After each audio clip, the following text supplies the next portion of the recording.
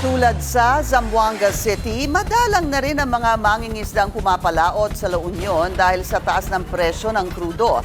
Bukod sa trabaho, apektado ang kanilang negosyo. Narito ang agenda report ni Dobby de Guzman. Wala nang ganang pumalaot ang mga mangingisda ng Agoo, La Union. Kaya ang ilan, iginarahe na lang ang kanilang mga bangka at dumayo sa ibang lugar para magtrabaho. Nagtrabaho na sila, sir. Saan? Sa Baguio, San Fernando, sir, construction. Kasi mahal ng krudo. Dati-dati, mga 500 lang ginagastos. Ngayon, may higit 1,000 na, sir. Kung ibabawas lahat ng gastos, 200 piso na lang daw ang kita ng bawat mangingisda kada araw. Wala namang makain kung hindi ka lalaot, kahit bahal na yung langis, talagang napupursige ka talagang maghanap buhay dahil paano yung mga pamilya kasi. Sana merong magbigay ng mga fuel subsidy, ganun.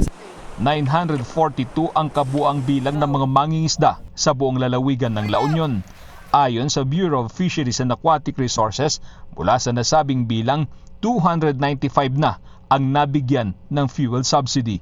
Kasama din po yung ating mga fisher folk po dun sa Presidential Assistance for Farmers and Fisher Folk. And they will also be qualified po sa pag-receive ng 2,325 pesos per fisher folk na cash assistance. Dahil maraming mangingisda ang ayaw ng pumalaot, tinatayang bumaba ng 10% ang supply ng isda at lamang dagat. Ayon sa mga tendero, halos wala naman itong epekto sa presyo. Pero dahil sa hirap ng buhay, matumal ang benta. Para sa agenda, Dobby de Guzman, Billionaire News Channel, La Union. Mag-follow sa aming mga social media accounts at mag-subscribe sa aming YouTube channel para sa pinakahuli at eksklusibong mga balita.